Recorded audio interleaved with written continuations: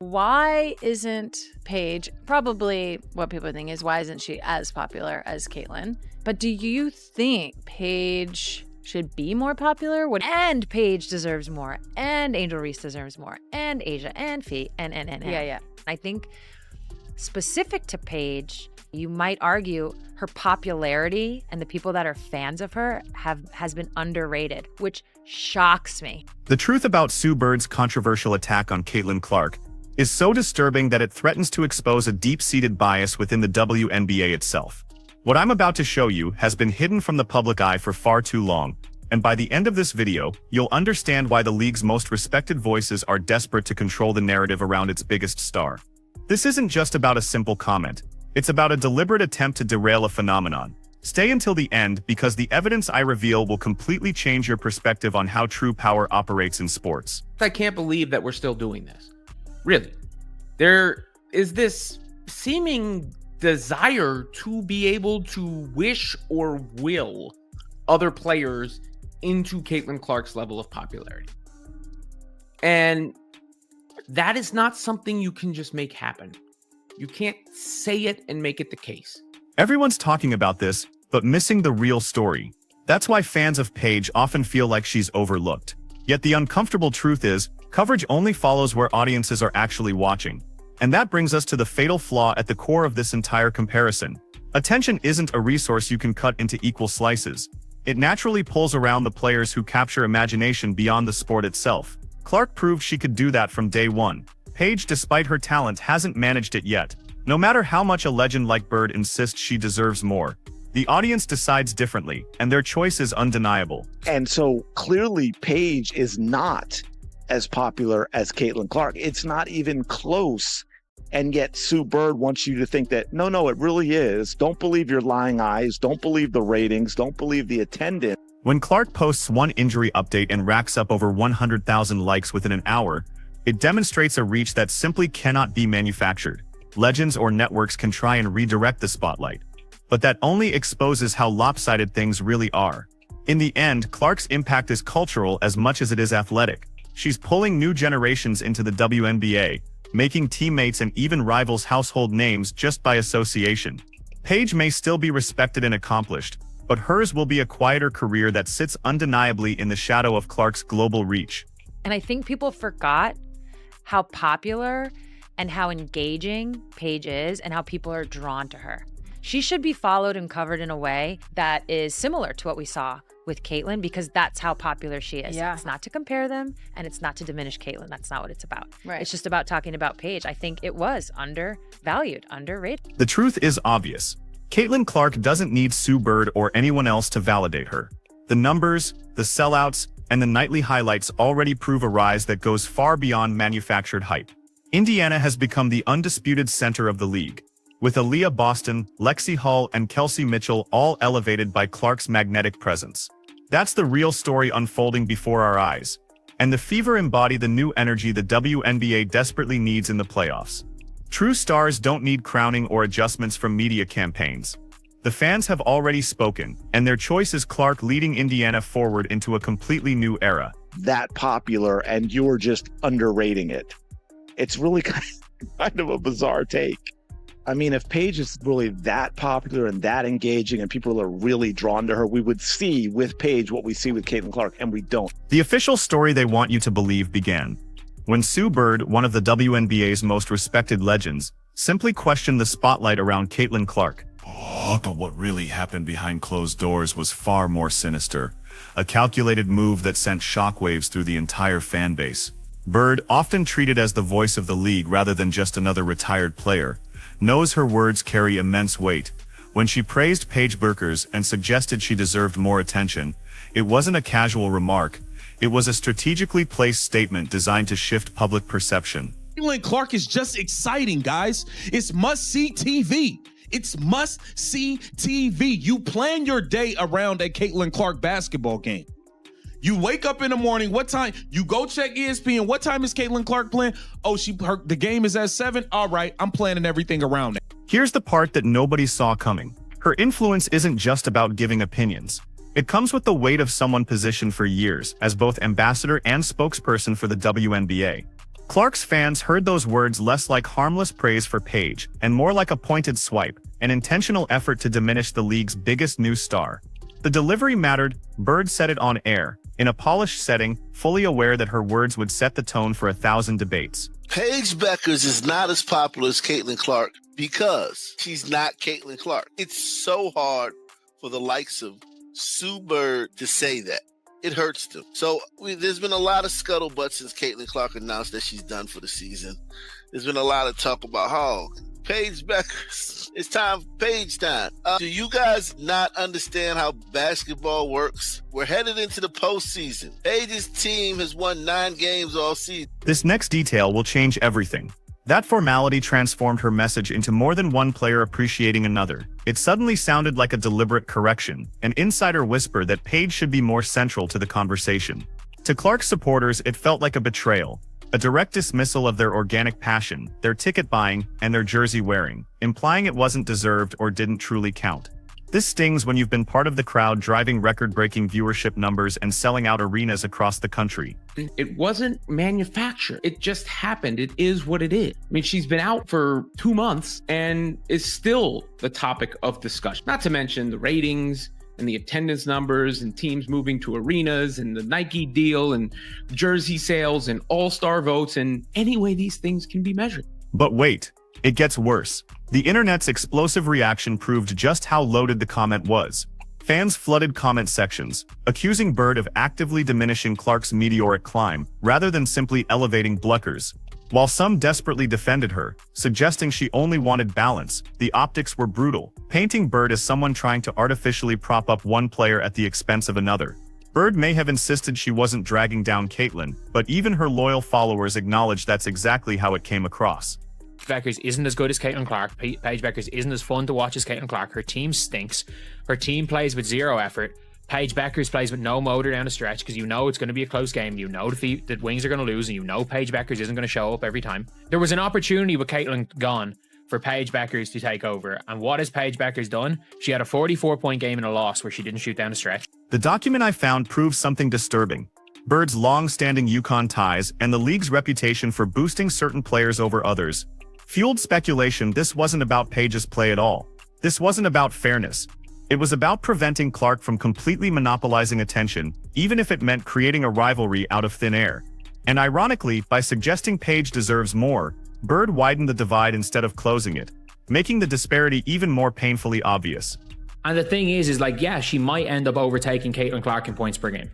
She might end up overtaking Caitlin Clark in points per game. I think she might get 0.1 points per game. I think she needs like 23 or 24 points in the last game. But let's not forget, Caitlin Clark, if she had put up 22 points or something, she was going to average 20 a game last season, but she didn't play. Her and Kelsey Mitchell played 5 minutes. She didn't play in the second half. She didn't play. She played like 15 minutes. But Paige is going to have to play 40 in a meaningless game to overtake Caitlin Clark in points per game on the worst team of basketball. She's guaranteed to be the only ever rookie of the year to be on a last place team. 3 people knew the truth, but only one talked. You don't fix an imbalance by forcing equality and popularity, especially when one player is already lighting up ESPN highlight reels nightly, and the other is still searching for consistent mainstream traction. The attempt to script a rivalry backfired spectacularly, throwing even more spotlight on how naturally Caitlin pulls eyes and ears her way, while Paige became the player who fans felt needed constant defending or propping up. End of the month, it is over with. And you want to know what else is over? The debate that Paige is better than Caitlin. That is over too. Because you want to know why? Because Caitlin went to the playoffs her rookie year, and unfortunately, Paige ain't going. What I discovered next still gives me chills. Caitlin herself never called for this tug of war, yet Bird's words built that feeling artificially. Instead of creating harmony, the entire exchange amplified what everyone already knew. Caitlin Clark's rise doesn't need validation, manufactured campaigns, or corrections. Her way of pulling attention works because it's raw, unscripted, and magnetic, making any forced comparisons feel utterly baseless. Legends can talk, and media can speculate, but Clark keeps shifting the spotlight just by playing the game. When Caitlin Clark's playing, when she's playing an unbelievable game, everyone's live tweeting the game. When Paige Bueckers has her 44-point game, you don't hear a single thing about it until after the game. And then the only reason you hear about it is because people then get their viral tweets by saying, oh, Caitlin Clark could never. The real story starts here. How did Caitlin Clark go from her very first WNBA game to becoming the headline name on every sports show, without anyone needing to push it? That's the part that irritates her critics, because nothing about her rise feels manufactured. The obsession didn't come from a marketing campaign, or from a league desperate to force a new face. It came directly from the undeniable electrifying way she plays basketball. Fans showed up, tuned in, and started buying her jersey well before the league itself figured out how to keep up with the demand. She is a global brand. And now I say with the caveat of, look, this is the WNBA, and we all know what that means. So there aren't guarantees for Caitlin Clark's height of popularity. We don't know how the CBA is going to shake out. We don't know how the treatment of Caitlin Clark in the league is going to shake out with the injuries and all of that. But understanding that, setting that aside for a moment, Caitlin Clark could very well be a global brand in the way Michael Jordan was for Nike and his brand, and being $1 billion. From the start, you could feel the ground shifting. Attendance didn't just rise, it exploded, with Indiana suddenly leading the league in average spectators at over 16,000 per game. That number alone tells you she isn't just attracting attention. She's driving a movement large enough to lift the WNBA's entire media share from niche coverage to constant discussion across national outlets.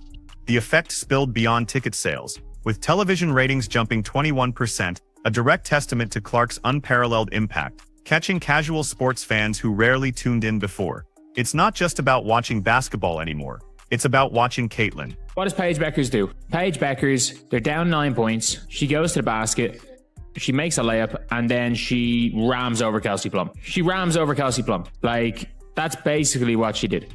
She scores, complains to the referee, turns around and rams over an opposing team's player, and just keeps running back on defense. This next detail will change everything.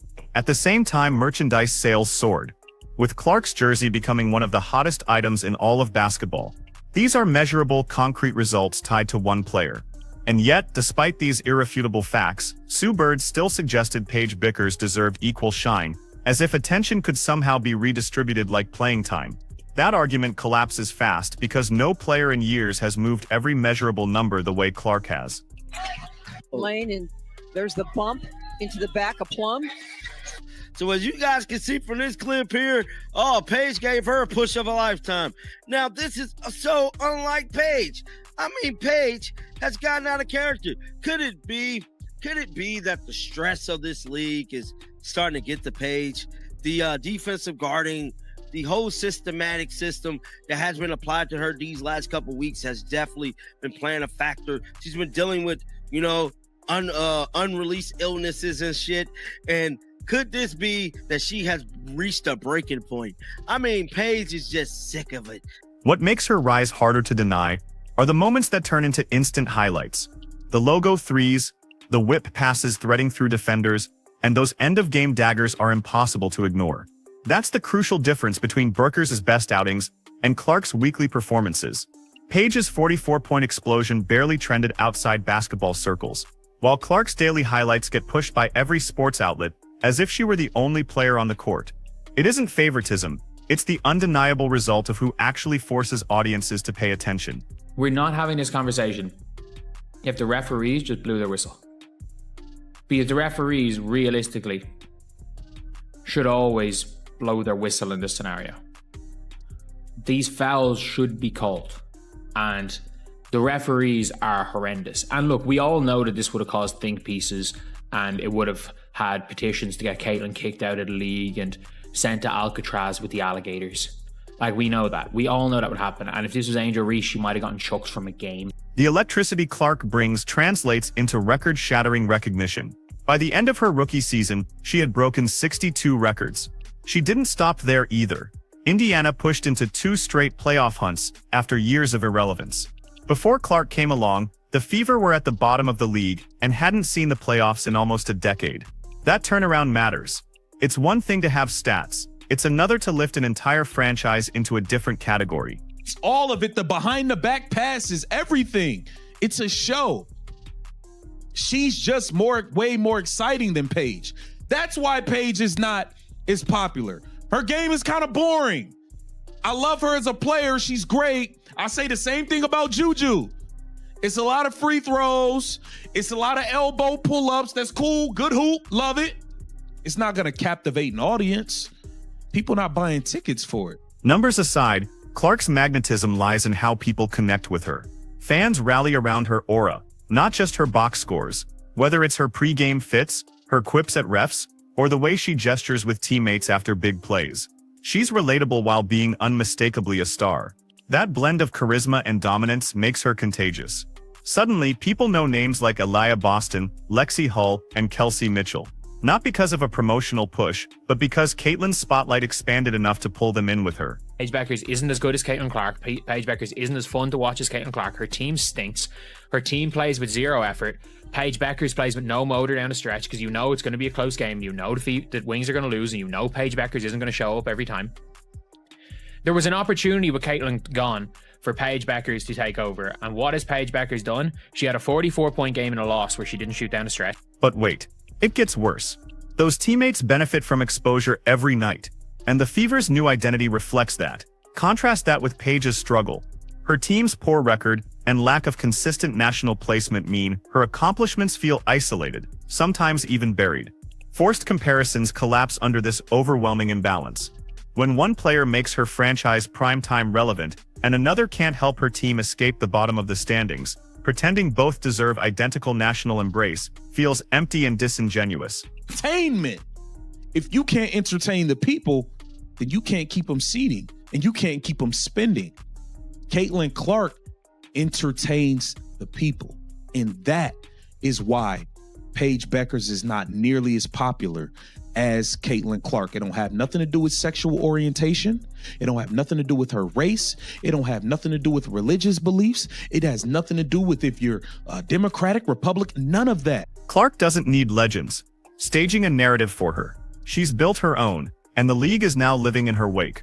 This is exactly why any attempt to flatten that difference by dragging Paige into the spotlight only exposes how wide the gap has already become.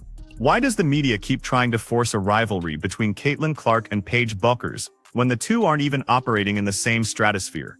That's the question fans have been asking ever since Sue Bird's Paige Deserves More comment blew up into something far bigger than it was ever intended to be. The evidence was hiding in plain sight. Before that comment, Caitlin and Paige weren't being measured side by side on this kind of national stage. They were two standout guards in their own right. Overnight, things shifted from celebrating Clark's greatness to rehashing the idea that Bueckers is somehow underappreciated. This framing immediately put fans on opposite sides, even though Caitlin herself never invited the comparison. By creating that balance on paper, media outlets essentially invented a debate that would never have existed if left alone. What I discovered next still gives me chills. Suddenly, Paige's highlights, instead of being judged on their own merit, are treated like artificial counterpoints to Clark's. Take the Kelsey plum shove incident. Paige's physical move should have been a much bigger story considering the players involved, but it barely landed outside of WNBA circles.